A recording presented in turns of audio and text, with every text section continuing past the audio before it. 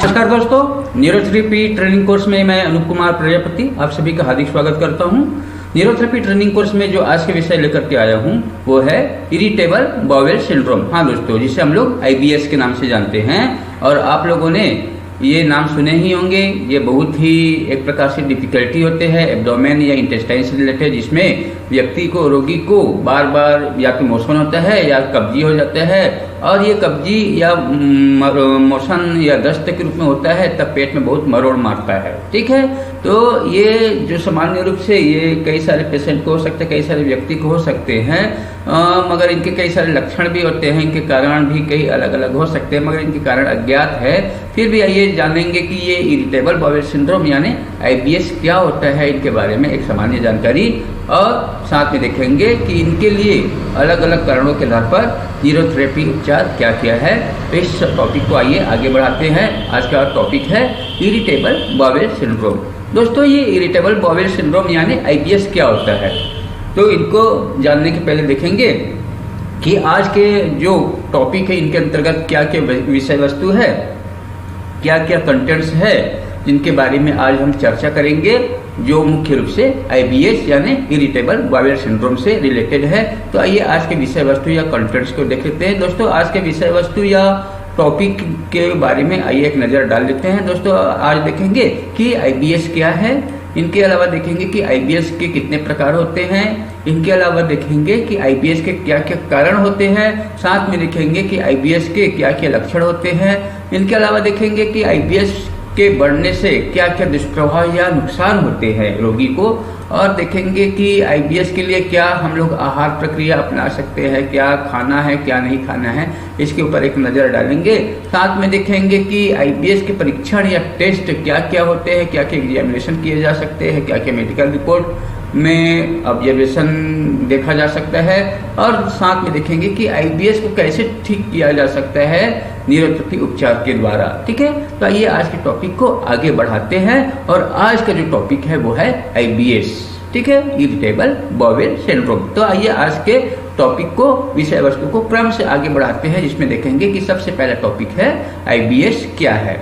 दोस्तों, IBS यानी irritable bowel syndrome क्या होता है, आइए समझते हैं। दोस्तों, IBS का पूरा नाम इरिटेबल बाउल सिंड्रोम होता है, जिसे हम लोग स्पास्टिक कोलन के नाम से भी जानते हैं। इनके अलावा IBS यानी इरिटेबल बाउल सिंड्रोम को स्पास्टिक कोलन के साथ साथ इरिटेबल कोलन भी कहते हैं। साथ ही इसे हम लोग म्यूकस कोलाइटिस के नाम से भी जाने जाते हैं, और साथ ही स्पास्टिक कोलाइटिस भी कहते हैं। तो ये सामान्य रूप से 4 या 5 नाम होते हैं। इरिटेबल बाउल सिंड्रोम का जो 4 अलग अलग नाम है, spastic colon, irritable colon, mucus colitis और स्पास्टिक कोलाइटिस के नाम से इसे जाने जाते हैं। इनमें से कोई भी शब्द आए तो समझ जाना कि ये IBS है या इरिटेबल बाउल सिंड्रोम है। और इरिटेबल का मतलब तो आपको मालूम है, चिड़चिड़ापन। ठीक है, तो चिड़चिड़ापन हो जाते हैं आंतों की गतियों में, जिनके वजह से मोशन में डिफिकल्टी होते हैं, या तो लूज मोशन के रूप में आएंगे, दस्त के रूप में आते हैं, या तो कब्जी के रूप में कभी हो सकते हैं। तो ये इरिटेट करते हैं आंतों की गतियों को। ठीक है, इंटेस्टाइन के मूवमेंट को इरिटेट करने वाले जो प्रॉब्लम्स होते हैं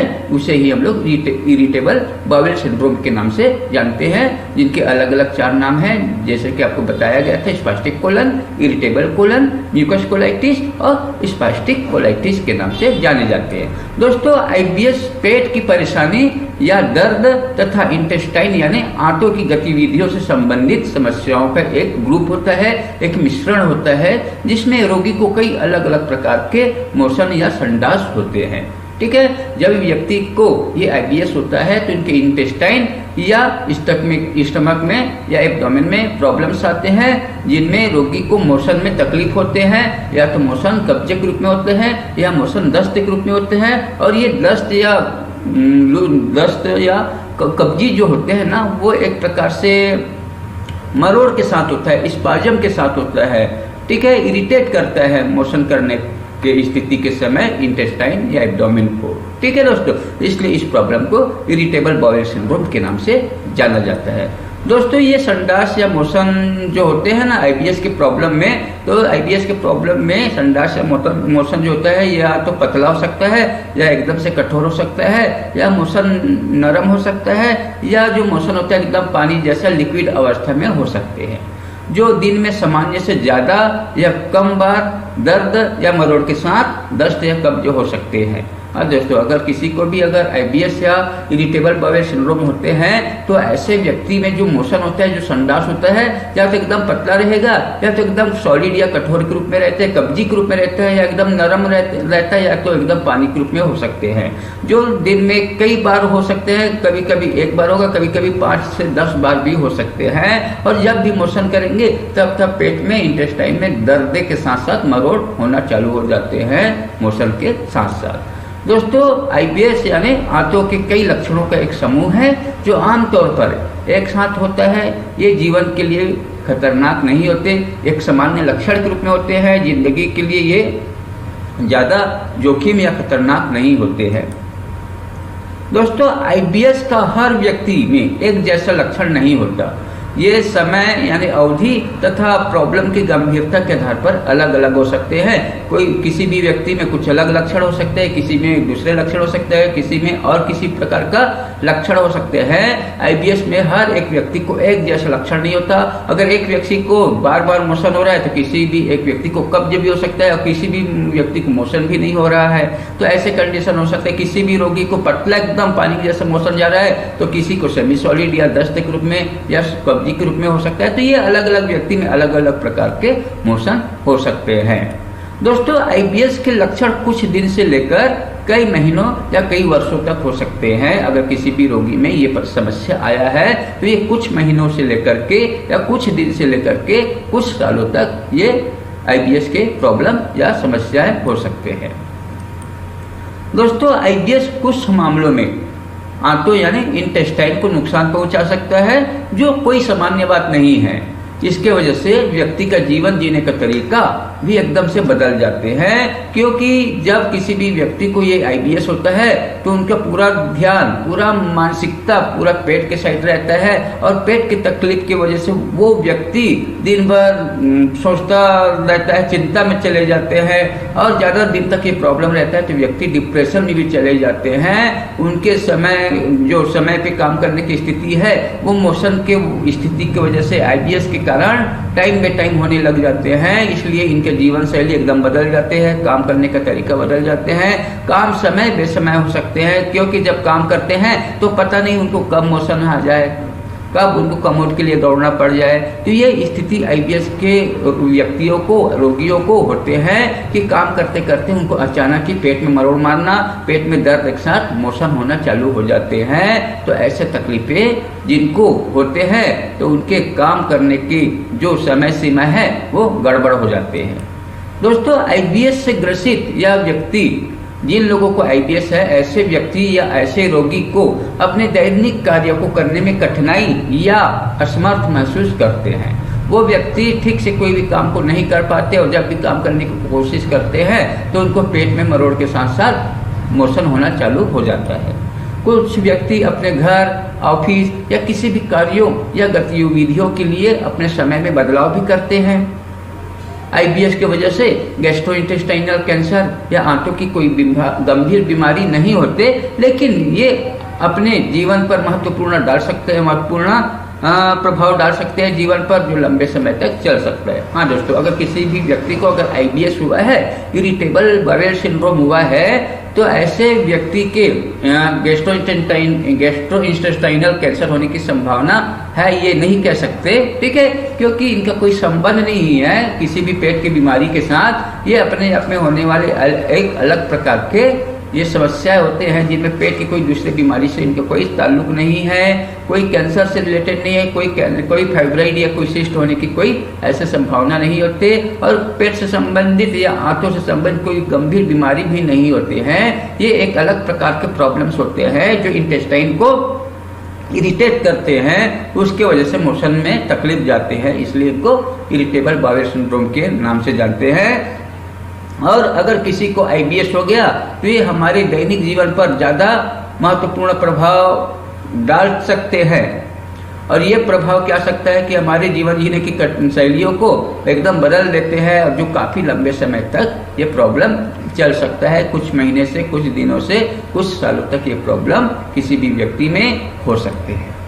दोस्तों अगर किसी भी व्यक्ति को अगर इरिटेबल बाउल सिंड्रोम होता है तो इनके अलग अलग प्रकार होते हैं मोशन के आधार पर, ठीक है, समय अवधि के आधार पर, ठीक है। तो दोस्तों जब किसी को इरिटेबल बाउल सिंड्रोम होता है तो इनमें आंतों में जो गति होते हैं ना, वो आंतों की गति कहीं पर एकदम रुक जाता है, ठीक है। और जहाँ पर इंटेस्टाइन या कोलन सिकुड़ जाता है वहां से जो आगे जो बावेल का मूवमेंट आगे जाना चाहिए वो आगे नहीं जा पाता और वहाँ पर एक प्रकार से मरोड़ मारना चालू कर देते हैं। वहाँ की इंटेस्टाइन में एकदम कॉन्ट्रिक्शन डायलेशन होने के साथ साथ मरोड़ होना चालू हो जाता है, स्पाज्म आने जैसे कंडीशन आ जाते हैं और उनको मोशन भी हो जाते हैं। तो ये एक प्रकार से कोलन का प्रॉब्लम होते हैं। कोलन में या तो इन्फ्लेमेशन हो सकता है या किसी भी इन्फेक्शन के कारण ये प्रॉब्लम हो सकता है या कोई अन्य प्रकार के कारणों की वजह से ये इंटेस्टाइन की गतियों में समस्या आते हैं, इंटेस्टाइन के मूवमेंट में प्रॉब्लम्स आते हैं। तो ये जो इरिटेबल बाउल सिंड्रोम है उनके ये जो मूवमेंट जो होते हैं ना वो अलग अलग प्रकार के हो सकते हैं, जिनमें रोगी को जो मोशन है वो कुछ अलग अलग प्रकार के होने की वजह से उनको अलग अलग प्रकारों में बांटा गया है आईबीएस या इरिटेबल बाउल सिंड्रोम को। दोस्तों अगर किसी भी व्यक्ति को अगर आईबीएस हुआ है तो आप देख सकते हैं कि ये चित्र है, चित्र में देख सकते हैं ये यहाँ पर जो कोलन है वो एकदम कॉन्ट्रिक्ट है, कोलन में एकदम कॉन्ट्रैक्शन है और यहाँ पर भी कोलन में कॉन्ट्रैक्शन है, ठीक है। इसी प्रकार ये जो कोलन है इनके पार्ट में कहीं ना कहीं अलग अलग जगह कॉन्ट्रैक्शन हो सकता है, या तो ट्रांसवर्स कोलन में कॉन्ट्रैक्शन हो सकता है या तो सिग्मॉइड कोलन में कॉन्ट्रैक्शन हो सकते हैं, जिसके कारण जो आगे बढ़ने वाला जो मोशन है वो आगे नहीं जा पाता और जहाँ पर कॉन्ट्रैक्शन इंटेस्टाइन में है वहाँ पर बाउल में इरिटेशन प्रॉब्लम होता है, जिसकी वजह से दर्द के साथ मरोड़ के साथ मोशन एकदम थोड़ा थोड़ा करके आते हैं। जो एक बार में मोशन आना चाहिए वो एक बार में ना आकर के थोड़ा थोड़ा मोशन करके आते हैं, क्योंकि इंटेस्टाइन कॉन्ट्रैक्शन की वजह से जो बाउल है वो आगे नहीं जा पाता। दोस्तों आईबीएस के प्रकार में मुख्य रूप से 4 प्रकार होते हैं। कितने प्रकार होते हैं? 4 प्रकार के आईबीएस या इरिटेबल बाउल सिंड्रोम जो होते हैं वो 4 प्रकार के होते हैं मुख्य रूप से। जैसे कि कब्ज के साथ आईबीएस का होना। कई ऐसे व्यक्ति होते हैं, कई ऐसे रोगी होते हैं जिनको जब आईबीएस होता है तो वो आईबीएस के प्रॉब्लम में जो मोशन होते हैं वो कब्ज के साथ आईबीएस होते हैं, यानी कि कब्ज के साथ में इरिटेबल बाउल सिंड्रोम होते हैं, जिसे हम लोग आईबीएस सी के नाम से जानते हैं, सी फॉर कॉन्स्टिपेशन, ठीक है। तो याद रखना आईबीएस इरिटेबल बाउल सिंड्रोम, ठीक है, सी फॉर कॉन्स्टिपेशन। तो कॉन्स्टिपेशन से रिलेटेड आईबीएस को हम लोग पहले प्रकार में बांटा गया है। दूसरा जो प्रकार के जो आईबीएस होता है वो दस्त के साथ में आईबीएस होता है और दस्त के साथ में जो आईबीएस होता है इसे हम लोग आईबीएस डी के नाम से जानते हैं, डी फॉर डिसेंट्री, ठीक है। तो दूसरे प्रकार के जो आईबीएस है वो दूसरे प्रकार के आईबीएस में डिसेंट्री होता है, पेशेंट को पेट में मरोड़ और दर्द के साथ में डिसेंट्री के रूप में सिम्टम दिखाई देते हैं। तो पहला कॉन्स्टिपेशन के रूप में, दूसरा डिसेंट्री के रूप में। कॉन्स्टिपेशन के रूप में पहला है, दूसरा डिसेंट्री के रूप में आईबीएस के प्रकार है। इसी प्रकार तीसरा जो प्रकार है इसमें मिश्रित होता है। कुछ व्यक्ति ऐसे होते हैं जिनमें कभी कभी कॉन्स्टिपेशन होता है मोशन करने में और कभी कभी एकदम दस्त हो जाता है, दिन में 4 या 5 बार या उससे कहीं ज्यादा मोशन भी हो सकते हैं, ठीक है। तो इस प्रकार से मिश्रित आईबीएस होते हैं और मिश्रित आईबीएस को हम लोग आईबीएस मिक्स के नाम से जानते हैं, ठीक है। आईबीएस एम का मतलब आईबीएस एम मिक्स के नाम से जानते हैं। इसी प्रकार चौथा प्रकार का जो आईबीएस के जो प्रकार है वो अनसबटाइप्ड आईबीएस के नाम से जानते हैं।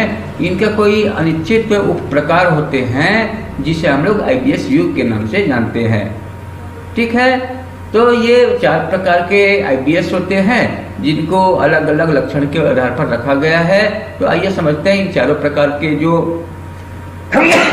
ये चारों प्रकार के जो आईबीएस होते हैं इनके जो लक्षण है, इनके आधार पर क्या क्या लक्षण होते हैं।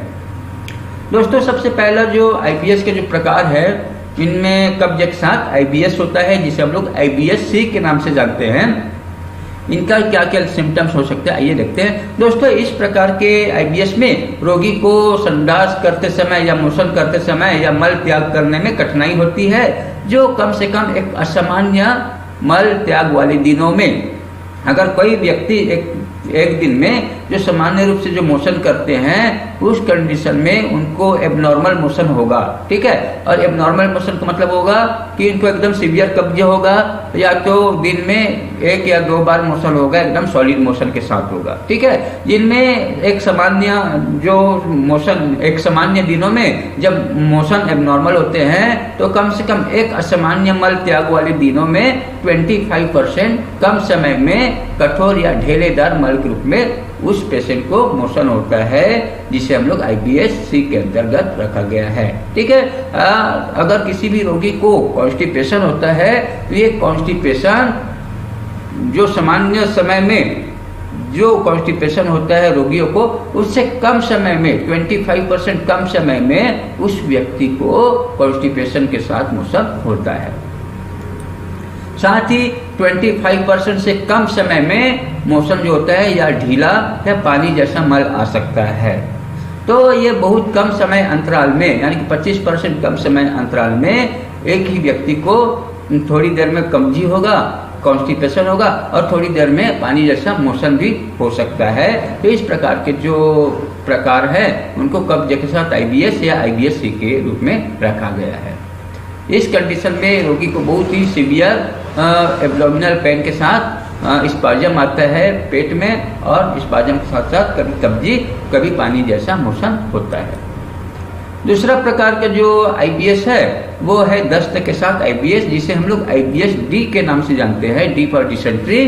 तो दोस्तों इस प्रकार के IBS में रोगी को कम से कम एक असामान्य मल त्याग वाले दिनों में, कम से कम एक दिन में जो असामान्य जो मोशन होते हैं उसमें मुख्य रूप से 25% से कम समय में कठोर या ढीलेदार मल आता है, तथा कम से कम 25% बार ढीला या पानी जैसा मल आता है। तो ये डिसेंट्री के साथ में मल आता है, और 25% कम समय में उनको कब्जी भी हो सकता है। तीसरा प्रकार का जो IBS है, जिसे हम लोग IBS-M के नाम से जानते हैं, जिसे हम लोग मिश्रित IBS के नाम से जानते हैं। तो इस प्रकार के लक्षण में, इस प्रकार के IBS में रोगी को कम से कम एक असामान्य, एक एबनॉर्मल मोशन करते समय या उस दिन में कम से कम 25% समय में कठोर या ढीलेदार मल आना, तथा कम से कम 25% बार ढीला या पानी जैसा मल आना, ये कंडीशन उस रोगी को या उस व्यक्ति को हो सकता है जिनको IBS का प्रॉब्लम है। दोस्तों अगर किसी भी रोगी को अगर इरिटेबल बाउल सिंड्रोम है, अगर IBS हुआ है, तो इनके क्या क्या लक्षण हो सकते हैं। तो दोस्तों आप सभी को मालूम है कि इरिटेबल बाउल सिंड्रोम का मतलब क्या है। इंटेस्टाइन के मूवमेंट में मोशन करते समय इरिटेट होता है, उस कंडीशन को इरिटेबल बाउल सिंड्रोम के नाम से जानते हैं, जिसमें मोशन या तो लूज मोशन के रूप में, दस्त के रूप में, डिसेंट्री के रूप में हो सकता है, या तो मोशन कॉन्स्टिपेशन या कब्ज के रूप में हो सकता है। कभी कभी कॉन्स्टिपेशन और डिसेंट्री दोनों अवस्था में मोशन हो सकते हैं। थोड़ी देर में कॉन्स्टिपेशन हो सकता है, फिर थोड़ी देर में डिसेंट्री भी हो सकते हैं। तो अगर किसी को इरिटेबल बाउल सिंड्रोम है तो ऐसे कंडीशन में उस व्यक्ति को, उस रोगी को क्या क्या लक्षण हो सकते हैं, आइए जानते हैं। दोस्तों IBS या इरिटेबल बाउल सिंड्रोम के जो लक्षण है वो अलग अलग प्रकार के लक्षण है। यदि किसी व्यक्ति को IBS या इरिटेबल बाउल सिंड्रोम हो तो उनके कारण कई लक्षण दिखाई देते हैं, जैसे उस व्यक्ति को, उस रोगी को दस्त होना, इनके साथ में दस्त के साथ साथ कभी कभी कब्जी होना, इनके अलावा दस्त के साथ साथ बारी बारी से कब्ज होना और बारी बारी से दस्त और कब्ज होते रहना, पेट में दर्द या ऐंठन होना, पेट में क्रैम्प्स आना। आमतौर पर पेट के निचले आधे भागों में जो भोजन के बाद खराब हो जाते हैं और मल त्याग के बाद बेहतर महसूस करते हैं, ठीक है। तो दोस्तों ये IBS की कंडीशन में पेट के निचले भाग एकदम खराब हो जाते हैं, ठीक है, और ये जैसे ही मोशन करते हैं, लेट्रिन हो जाते हैं, तो उन पेशेंट को, व्यक्ति को एकदम रिलैक्स महसूस होता है। इनके अलावा बहुत अधिक उनको गैस बनता है तथा इंटेस्टाइन में सूजन हो जाते हैं। जिस व्यक्ति को इरिटेबल बाउल सिंड्रोम है, आईबीएस का प्रॉब्लम है, तो ऐसे पेशेंट को बहुत ज़्यादा गैस बनता है और गैस बनने के साथ साथ इनके इंटेस्टाइन में, कोलन में बहुत सूजन हो जाता है, जिसके वजह से उनमें इरिटेशन उत्पन्न होते हैं, इंटेस्टाइन में इरिटेशन उत्पन्न होता है। इनके अलावा सामान्य से अधिक कठोर या ढीला मोशन होना, या ये बोल सकते हैं कि छर्रों या फ्लैट रिबन मल के जैसे दिखाई देना। ये मल एकदम लटका हुआ दिखाई देता है, चपटा, चिपचिपा और एक लंबी टेप के जैसा मोशन के रूप में दिखाई देता है। इनके अलावा ऐसा महसूस करना कि कभी कभी शौच करने के बाद भी शौच करने की आवश्यकता है। उनको लगता है कि अभी अभी तो मोशन गया हूँ, फिर से दोबारा जाना पड़ेगा। मोशन जब करने जाते हैं तो मोशन बाहर नहीं आता, मगर ऐसा महसूस होता है कि इनको दोबारा मोशन होना चालू हो रहा है। दोस्तों, पेट के अंदर ऐसा लगता है कि पेट एकदम चिपक गया हो, पेट अंदर धंस गया हो, पेट जो होता है रीढ़ की हड्डी से एकदम चिपक गया हो, ऐसा महसूस होता है जिनको आईबीएस का प्रॉब्लम है। इनके अलावा मल या स्टूल में म्यूकस या बलगम आता है, चिपचिपा म्यूकस आता है, बलगम आता है मोशन के साथ साथ। इनके अलावा भोजन के साथ तालमेल नहीं बैठ पाता। जब भी भोजन करने बैठते हैं तो उनको मोशन महसूस होना चालू हो जाता है। जब मोशन करने जाते हैं तो मोशन ठीक से पास नहीं होता। तो इस प्रकार से उनका खाना पीना एकदम हराम हो जाते हैं, वो ठीक से खा पी नहीं सकता, जिनके वजह से उस व्यक्ति का वजन कम होने लगता है, वो व्यक्ति पतले होना चालू हो जाते हैं। दोस्तों, जब व्यक्ति भोजन ठीक से नहीं कर पाता, भोजन के बीच तालमेल नहीं हो पाता, तो उस कंडीशन में शरीर में लगने वाला जो न्यूट्रिशन या पोषक तत्वों का प्रभाव है वो ठीक से नहीं होने से वो व्यक्ति थकान और कमजोरी महसूस करने लगते हैं, और साथ ही उनमें डिप्रेशन और चिंता का प्रभाव दिखने लगता है। साथ में वो घबराहट महसूस करने लगता है, क्योंकि जब गैस ज़्यादा बनता है तो ये गैस चेस्ट के रीजन में आकर के इकट्ठा होने से घबराहट, बेचैनी महसूस करने लगते हैं। दोस्तों, यदि यह आईबीएस है तो ये लक्षण 1 से 3 महीने के लिए हो सकता है, या कम से कम 6 महीने के लिए भी हो सकते हैं, मगर कई लोगों को ये सालों साल तक चलने वाले प्रॉब्लम होते हैं। किसी को साल, 2 साल, 3 साल तक भी हो सकते हैं। दोस्तों, उस पेशेंट को नाराजगी महसूस होता है, अपने आप में गिल्टी महसूस होता है, खाना ठीक से पचता नहीं है, खाना अपचन हो जाते हैं, शरीर में दर्द होता है, गैस ज़्यादा बनने की वजह से, एसिड बढ़ जाने की वजह से बहुत पेशाब करने की ज़रूरत होती है, क्योंकि गैस का रिफ्लेक्शन ब्लैडर पर पड़ने से उस व्यक्ति को बार बार पेशाब महसूस होता है। अन्य चीज़ें कभी कभी इन लक्षणों के कारण बन सकती है।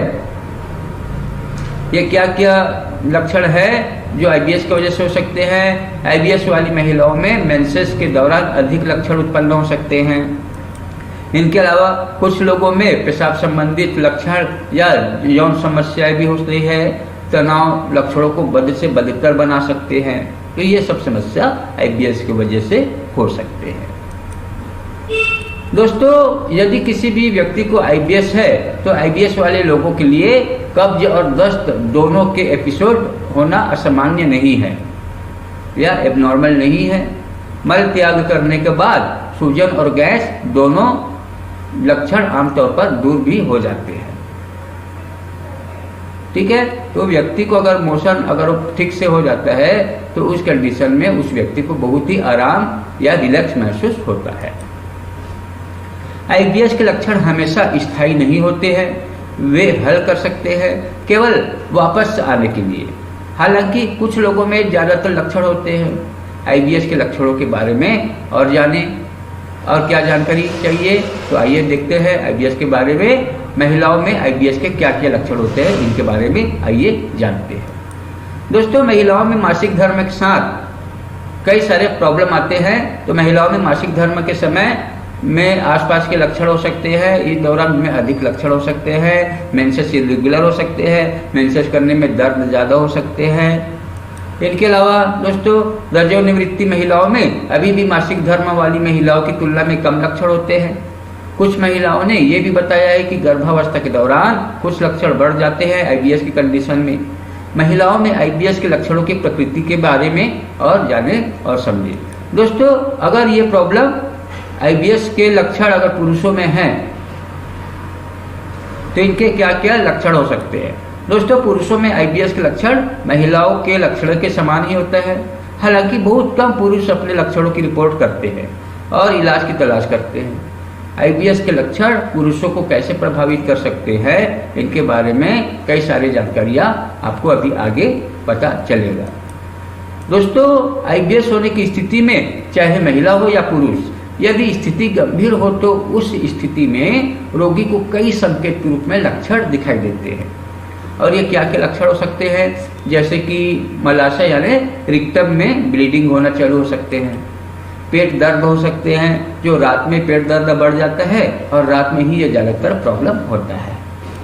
इनके अलावा रोगी का वजन कम होना या रोगी का वजन एकदम घटना, ऐसा महसूस या ऐसे लक्षण उस रोगी को दिखाई देते हैं। कई बार इंटेस्टाइन यानी आंतों की स्थिति में लगातार बदलाव होने से ऐसा लगता है कि आईबीएस ठीक हो गया हो, और कई बार ऐसा लगता है कि ये बहुत ही गंभीर हो गया हो। इस तरह से उठापटक इंटेस्टाइन के मूवमेंट में, गतियों में होता है। ऐसी स्थिति में कोलन या आंतों का उचित परीक्षण कर स्थिति को जानना जरूरी है, अन्यथा कैंसर जैसी स्थिति होने पर कठिनाइयां बढ़ सकती है। दोस्तों, यदि किसी भी व्यक्ति को इरिटेबल बावेल सिंड्रोम या आईबीएस हुआ है तो उनके क्या क्या कारण है। दोस्तों, आईबीएस होने के क्या क्या कारण हैं या इरिटेबल बावेल सिंड्रोम अगर किसी भी व्यक्ति को हुआ है तो उनके होने के क्या क्या कारण हो सकते हैं, आइए इनको जानते हैं। दोस्तों, आईबीएस का क्या कारण है। दोस्तों, वास्तव में आईबीएस का सही कारण मालूम नहीं है। इनका मतलब आईबीएस का जो कारण है अभी भी अज्ञात है। हालांकि आईबीएस के इलाज के कई तरीके अभी मौजूद है, वो भी अलग अलग कारण, संभावित कारण मान करके या उनके लक्षणों को ध्यान में रख करके इलाज किया जा सकता है। संभावित कारणों में अति संवेदनशील बृहदांत्र, इनका मतलब है हाइपर सेंसिटिव कोलन। ठीक है, तो अगर किसी को आईबीएस हुआ है तो उस आईबीएस की स्थिति में उस व्यक्ति के, उस रोगी के इंटेस्टाइन जो होते हैं ना, वो हाइपर सेंसिटिव हो जाता है। इनका जो बड़ी आंत है, लार्ज इंटेस्टाइन है, जिसे हम लोग कोलन बोलते हैं, वो हाइपर सेंसिटिव हो जाते हैं, या इम्यूनिटी जो ऑटोइम्यूनिटी का प्रभाव उनमें बढ़ जाते हैं। ठीक है, या इम्यूनिटी का फैक्टर इनमें बढ़ जाते हैं। दोस्तों, post infectious IBS gastrointestinal tract में पिछले बैक्टीरियल इन्फेक्शन के कारण ये हो सकते हैं। ठीक है, तो कई लोगों में जो आईबीएस होता है तो इनके एक कारण है कि उस व्यक्ति को पहले इन्फेक्शन हुआ हो और वो इन्फेक्शन के बाद ही इंटेस्टाइन का जो फंक्शन है वो डिस्टर्ब हो गया हो, तो उस कंडीशन में गैस्ट्रोइंटेस्टाइनल ट्रैक्ट में किसी भी बैक्टीरियल इन्फेक्शन के कारण ये आईबीएस हुआ हो, ऐसा हो सकता है। तो एक कारण इन्फेक्शन के कारण आईबीएस हो सकता है, ये एक संभावित कारण है। इनके अलावा विभिन्न संभावित कारणों से आईबीएस को रोकना मुश्किल हो जाता है।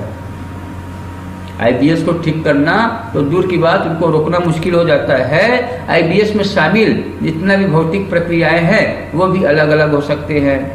उठना, बैठना, चलना फिरना, मोशन करना, खाना पीना, ये जितना भी भौतिक क्रियाएं हैं वो उनमें बहुत ही बदलाव आ जाते हैं। लेकिन इनमें कई लक्षण और शामिल है। ये क्या क्या कारण शामिल है, लक्षण के साथ साथ क्या क्या कारण है। कोलन की धीमी गति या स्पष्टिक गति होना, जिसमें दर्दनाक ऐंठन होती है। बृहदांत्र यानी कोलन में या लार्ज इंटेस्टाइन में असामान्य सेरोटोनिन के स्तर बढ़ जाता है, यानी कि सेरोटोनिन का जो लेवल है वो सामान्य से ज़्यादा हो जाता है। गतिशीलता और मल त्याग को प्रभावित करने लगती है।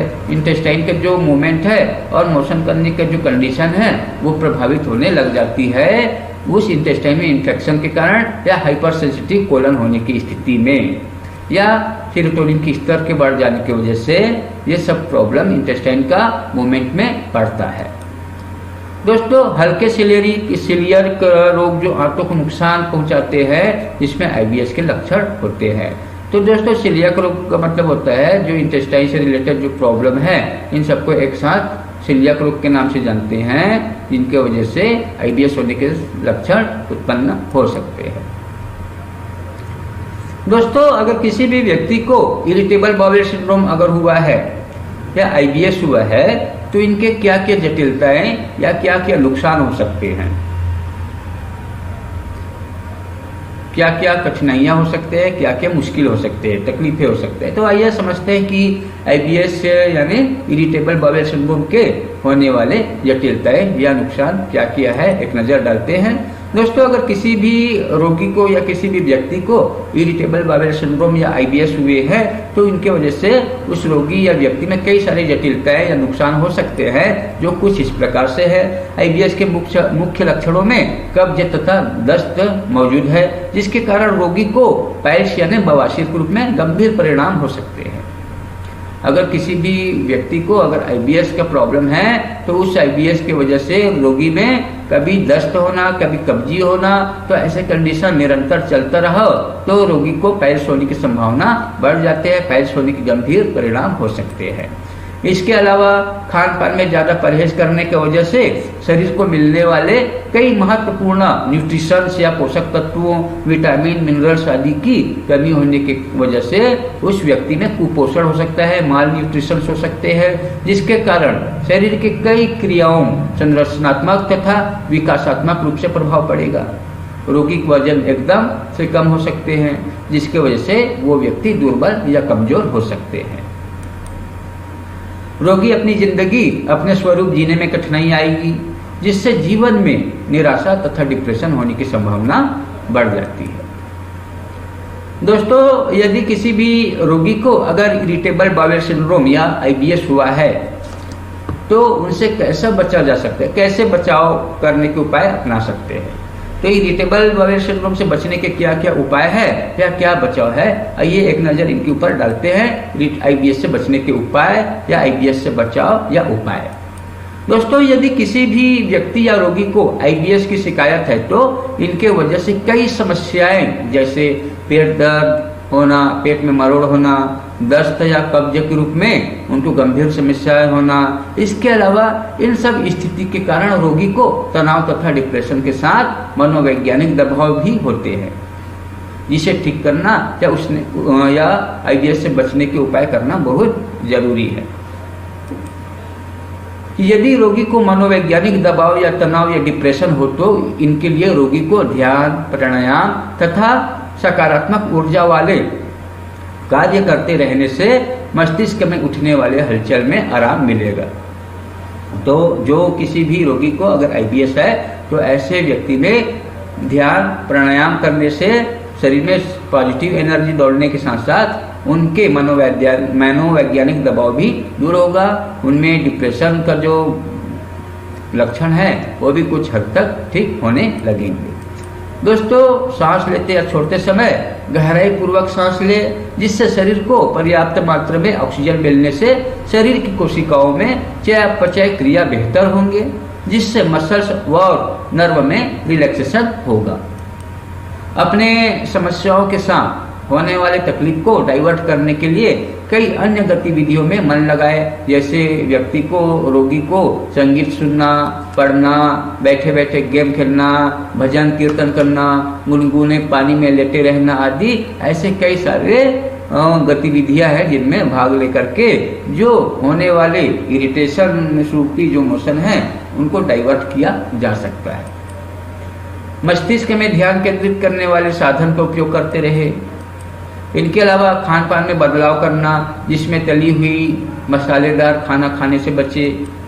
पानी ज़्यादा मात्रा में पिए, हो सके तो नमक शक्कर का घोल युक्त पानी या ओआरएस पानी ले। हल्का सुपाच्य आहार ले। हर्बल काढ़ा जो अनार के पत्तियों या चाय पत्ती का बना हुआ काढ़ा लाभदायक होते हैं वो ले सकते हैं अगर मरोड़ के साथ अगर मोशन होता हो तो। बेल का शरबत या भुना हुआ बेल खाने से इंटेस्टाइन में ठंडकता पहुंचेगा, ठीक है, जो आईबीएस के लक्षणों तथा आंतों की सूजन को भी ठीक करने में लाभदायक होता है। दोस्तों, अगर किसी भी व्यक्ति को अगर आईबीएस है तो उनके लिए आहार क्या ले सकते हैं। दोस्तों, आहार या खान पान में रोगियों को बड़ा ही सावधानी पूर्वक आहार या अपथ्य का पालन करना जरूरी है।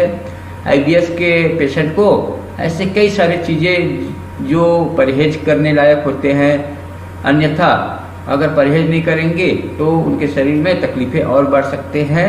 तो ऐसे कंडीशन में कुछ आहार योजना है जो रोगी को पालन करने से जो होने वाली तकलीफ है उससे बचा जा सकता है। दोस्तों आईबीएस पीड़ितों के लिए तेल है, मसालेदार चीज़ें हैं, तली हुई चीज़ें हैं, ये अपने खाने में ना ले। हो सके तो सुपाच्य आहार बेहतर होते हैं वो ले, जिसमें कांजी, दलिया, उपमा या ओट्स आदि फायदेमंद होते हैं। बादाम और पाइन नट्स भी फायदेमंद होते हैं। इसमें बीज फाइबर और ओमेगा 3 फैटी एसिड बहुत ज़्यादा मात्रा में होते हैं। दोस्तों चिया और अलसी दोनों आंतों के लिए अच्छे होते हैं और इन्हें अन्य व्यंजनों के साथ छिड़क करके खाया जा सकता है। आईबीएस में कब्ज से राहत के लिए कद्दू और सूरजमुखी के बीज बहुत ही सहायक होते हैं, ये ले सकते हैं। दोस्तों अगर किसी भी रोगी को अगर आईबीएस या इरिटेबल बाउल सिंड्रोम है तो इनका डायग्नोसिस, इनका टेस्ट या एग्जामिनेशन कैसे किया जाता है या निदान कैसे किया जाता है, आइए देखते हैं। तो दोस्तों इरिटेबल बाउल सिंड्रोम के निदान के लिए क्या क्या भूमिका प्रयोग में लाए जाते हैं, आइए नज़र डाल लेते हैं। दोस्तों आईबीएस का जो निदान है या डायग्नोसिस है वो कुछ इस प्रकार से हो सकते हैं। यदि किसी व्यक्ति को आईबीएस की समस्या हो तो इसके निदान या डायग्नोसिस के लिए रोगी के रोग की संपूर्ण जानकारी या इतिहास के अलावा रोगियों के शारीरिक परीक्षण आदि की जरूरत होती है, जो आंतों तथा उससे संबंधित समस्याओं के कारण तथा लक्षणों के पहचान के लिए जरूरी है। आईबीएस के परीक्षण के लिए यदि आंतों में इन्फेक्शन हो तो स्टूल स्टडीज किए जाते हैं, स्टूल टेस्ट किया जाता है। इनके अलावा इमेजिंग टेस्ट के अंतर्गत कोलोनोस्कोपी किया जा सकता है। कोलोनोस्कोपी में कोलन की स्थिति की जानकारी मिलते हैं। इनके अलावा फ्लेक्सिबल सिग्माइडोस्कोपी किया जाता है। सिग्माइड कोलन है, इनकी स्थिति को जानने के लिए फ्लेक्सिबल सिग्माइडोस्कोपी किया जाता है। यदि सिग्माइड कोलन में अगर कोई कंस्ट्रक्शन है तो ये इनके द्वारा पता लगाया जाता है। इनके अलावा एक्सरे किया जा सकता है। एक्सरे में बेरियम एनीमा लेकर के एक्सरे लिया जाता है, जिससे इंटेस्टाइन के वास्तविक स्थिति का पता चलता है। दोस्तों सीटी स्कैन किया जा सकता है। सीटी स्कैन में भी इंटेस्टाइन की स्थिति समझ में आता है, कॉन्ट्रैक्शन कहाँ पर है, कहाँ पर रुकावट है, कहाँ पर कौन सा कोशिकाओं की स्थिति कैसा है, ये सब जानने के लिए सीटी स्कैन बहुत ही प्रभावी है। साथ ही ब्लड टेस्ट और स्टूल टेस्ट की भूमिका बहुत अहम है। कई सारे मिनरल्स, विटामिन की जानकारी ब्लड टेस्ट के द्वारा किया जा सकता है। इन्फेक्शन के बारे में पता लगाया जा सकता है ब्लड टेस्ट के माध्यम से। दोस्तों लोअर गैस्ट्रोइंटेस्टाइनल सीरीज यानी बेरियम एनीमा आदि परीक्षण या टेस्ट किए जाते हैं। इससे इंटेस्टाइन के वास्तविक स्थिति का पता बेरियम एनीमा के द्वारा किया जाता है। दोस्तों इनके अलावा लैक्टोज इंटॉलरेंस टेस्ट किए जाते हैं इंटेस्टाइन की स्थिति को जानने के लिए, और रेस्पिरेटरी एग्जामिनेशन किया जाता है। अगर गैस और एसिडिटी ज़्यादा होने की वजह से श्वास की प्रक्रियाओं में लंग्स में होने वाली तकलीफ को जानने के लिए रेस्पिरेटरी एग्जामिनेशन भी किया जाता है। दिल की धड़कन को महसूस करने के लिए पल्स आदि चेक किया जाता है। फिजिकल एग्जामिनेशन किया जाता है। दोस्तों इरिटेबल बाउल सिंड्रोम या आईबीएस के इलाज या उपचार क्या है? दोस्तों ऐसे तो मेडिकल साइंस में बहुत ही कम देखा गया है कि कोई भी पेशेंट ठीक हुआ हो इरिटेबल बाउल सिंड्रोम का। फिर भी अगर किसी भी व्यक्ति को अगर आईबीएस हुआ हो, अगर इससे बचना है और ठीक करना है तो उनको दैनिक जीवन में जो नियम पालन करने के लिए जो नियम बताए गए हैं वो पालन करना जरूरी है, चाहे खान पान हो चाहे जीवन शैली हो। इनमें बदलाव ला करके बहुत हद तक इरिटेबल बाउल सिंड्रोम को धीरे धीरे करके ठीक किया जा सकता है।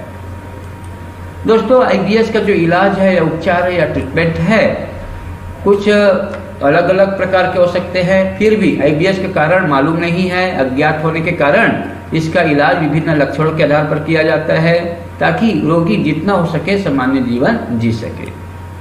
ज्यादातर मामलों में आहार तथा जीवन शैलियों में बदलाव करने के साथ ही तनाव से संबंधित उपाय या प्रबंधन की जरूरत होती है, जिससे आईबीएस के लक्षणों को नियंत्रित करने में कुछ सफलता प्राप्त होता है। इनके अलावा खाने पीने में ग्लूटेन नामक जो भी पदार्थ है, जो भी आहार है वो बिल्कुल ना ले। जैसे गेहूं से रिलेटेड चीजें, गेहूं में बहुत ज्यादा ग्लूटेन होता है तो इनका सेवन ना करें, गेहूं ना खाए। आईबीएस से ग्रसित रोगियों में ये देखा गया है कि ग्लूटीन युक्त आहार जैसे गेहूं, जौ, राई आदि का सेवन बंद कर लेने से आईबीएस में सुधार देखा गया है। हालांकि ये जरूरी नहीं कि यह सभी रोगियों में एक जैसा प्रभाव डाले।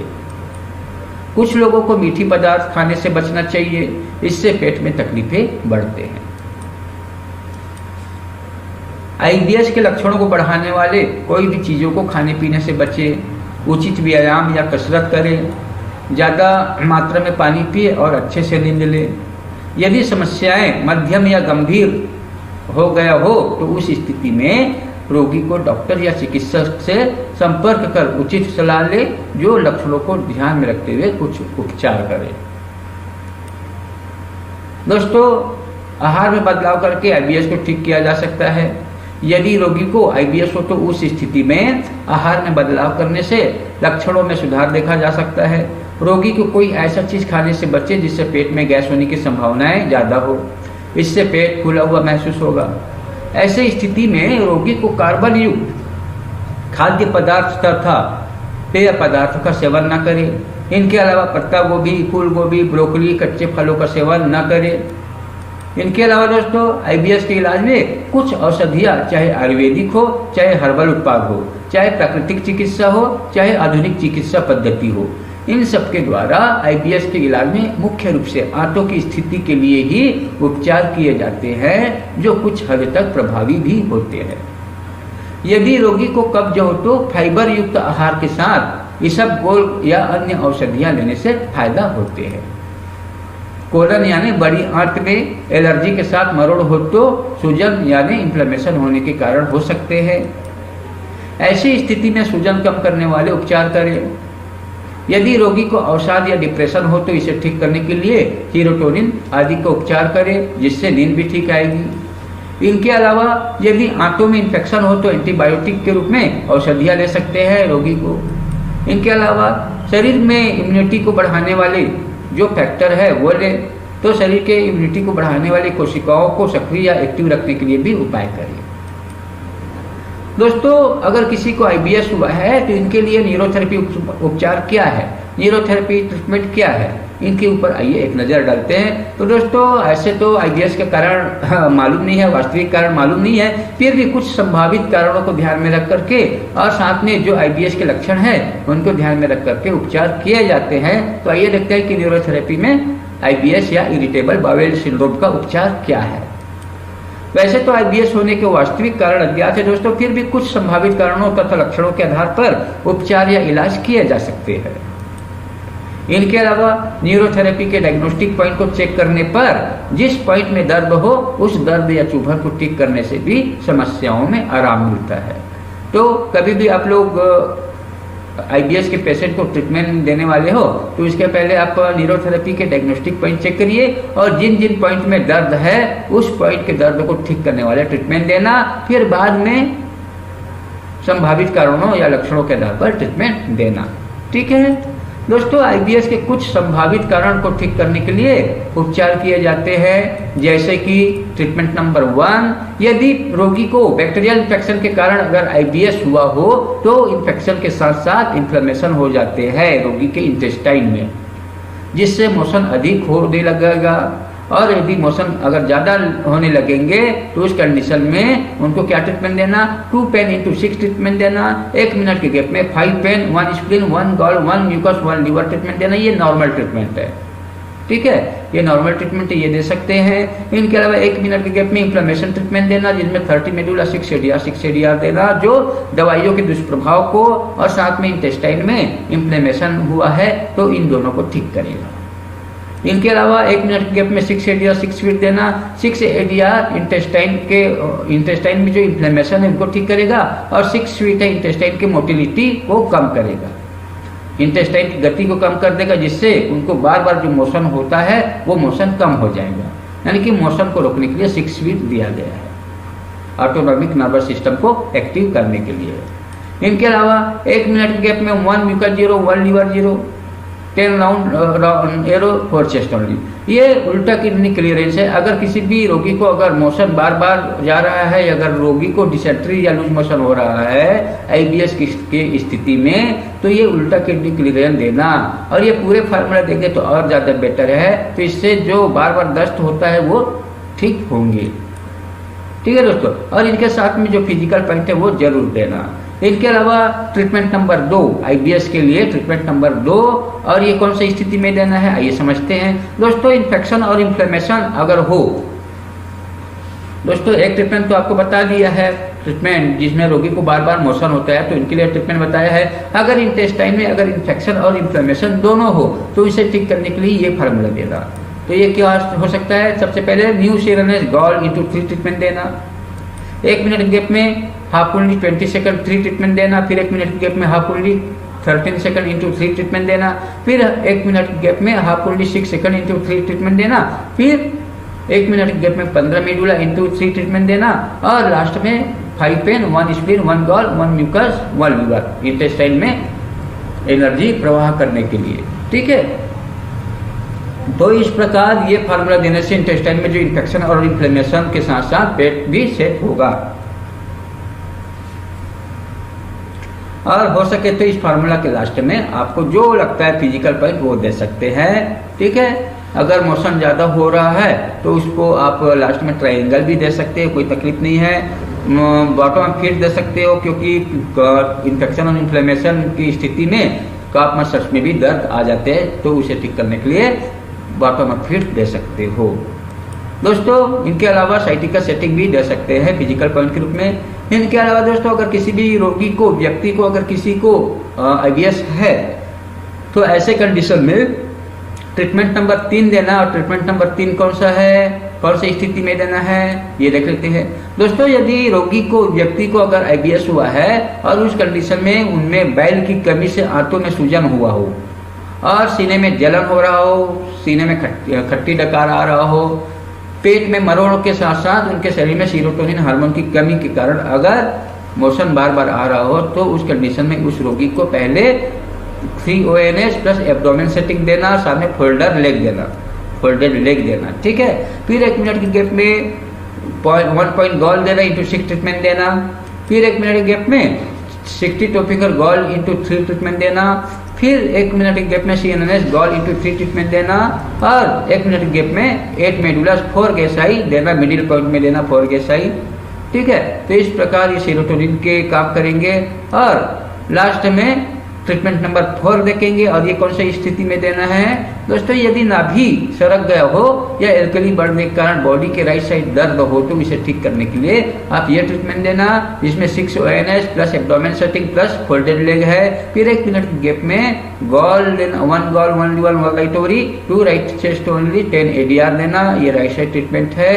और साथ में 2 मिनट के गैप लेना, 2 मिनट के गैप के बाद आप तीसरे नंबर पे देना 6 ADR देना, जो इंटेस्टाइन के इन्फ्लेमेशन को ठीक करेगा, एसिड को भी ठीक करेगा।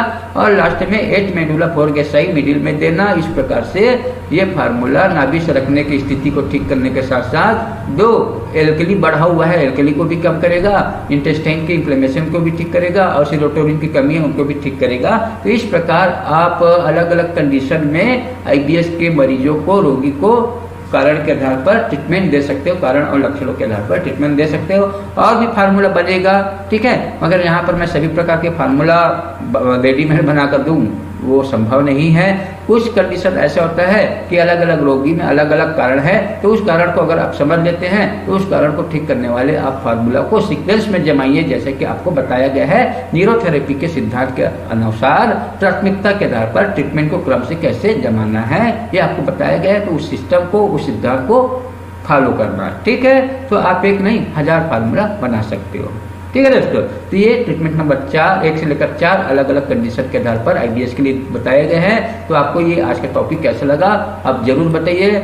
ठीक है दोस्तों, तो आज के वीडियो को देखने के लिए आपका बहुत बहुत धन्यवाद। और आप लोग को ये वीडियो कैसा लगा आप जरूर बताइए कमेंट के द्वारा। इनके अलावा दोस्तों आज के ये वीडियो कैसा लगा ये आप लाइक करके जरूर बताइए, कैसा लगा ये कमेंट करके बताइए। वीडियो को सब्सक्राइब नहीं किए तो सब्सक्राइब करके बेल का घंटी जरूर बताइए, ताकि जो भी नया वीडियो आए वो सबसे पहले आपको मिले। तो दोस्तों और कुछ ज़्यादा जानकारी के लिए आप मेरे को डायरेक्ट कॉन्टेक्ट कर सकते हो। मेरा कॉन्टेक्ट नंबर है 08463097676। ठीक है दोस्तों, ये मेरा कॉन्टेक्ट नंबर है। और दोस्तों अगर आपने कहीं से भी न्यूरोथेरेपी सीखे हो, ठीक है, और आपको लगता है कि बहुत ज़्यादा अधूरा महसूस कर रहे हो, सिर्फ पैसे की बर्बादी हुआ है, समय गंवाए हो, तो ऐसे कंडीशन से बचने के लिए आप एक बार जुड़िए और अपनी ज़िंदगी भर लाइफ टाइम के लिए एक प्लेटफॉर्म पाइए, जहां पर आपको मिलेंगे ट्रीटमेंट सपोर्ट, टीम कम्युनिकेशंस आपको मिलते रहेंगे, साथ में नया रिसर्च हुए फार्मूला मिलेंगे, डायग्नोज करने के सब विधि आपको बताएंगे। और हो सके तो आप फेलोशिप लीजिए, फेलोशिप बहुत ही सामान्य है। ठीक है, फेलोशिप लेने के बाद आप मेरे से आजीवन जुड़ सकते हो, जिसमें आपको कई सारे फायदे मिलेंगे। और ये फायदे मैं खुद नहीं बताऊंगा, बहुत सारे ऑल ओवर इंडिया में मेरे स्टूडेंट हैं, आप उनसे बात कीजिए, वो आपको जरूर बताएंगे। ठीक है दोस्तों, तो अभी के लिए बस इतना ही। धन्यवाद, नमस्कार। Thanks for watching. Please like and share this video. And don't forget to subscribe.